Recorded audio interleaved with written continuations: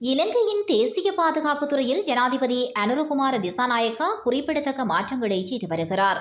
இதன்படி அவர் தூர நோக்கம் மற்றும் அரசியல் கலந்தவர்களின் பதவிகளில் மாற்றங்களை செய்துள்ளார். அதன் அடிப்படையில் முன்னாள் ஜனாதிபதி கோட்டபாயவினால் பல்வேறு துறைகளுக்கு நியமிக்கப்பட்ட ஜெனரல் சவேந்திர சில்வா வகித்த பாதுகாப்பு படைகளின் தலைமை பதவி நீங்கியதாகும். 2009 முடிவடைந்த பிரிவினைவாத போரின் போது இந்த பதவி பயனுள்ளதாக இருந்த போதிலும் அது காலாவதியானது. முன்னதாக தேசிய மக்கள் சக்தி அரசாங்கத்திடம் இருந்து தமது பதவியின் காலத்தை நீடித்துக் கொள்ள சவேந்திர சில்வா எடுத்த முயற்சிகளும் நிராகரிக்கப்பட்டதாக ஊடகம் குறிப்பிட்டுள்ளது. இதனை அடுத்து சவேந்திர சில்வா கடந்த செவ்வாய்க்கிழமை ஓய்வு பெற்றார்.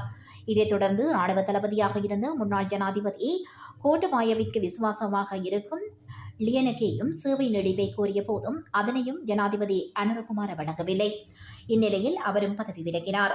அதற்கு பதிலாக ராணுவ தளபதியாக லெப்டினன்ட் ஜெனரல் லசந்த ட்ரோட்கோ நியமிக்கப்பட்டார். அதே நேரம் இலங்கை கடற்படையின் புதிய தளபதியாக வைஸ் அட்மிரல் காஞ்சனா பனுகோடா நியமிக்கப்பட்டார். இந்த வாரம் ராணுவ தலைமையகத்திலும் மாற்றங்கள் ஏற்பட்டன.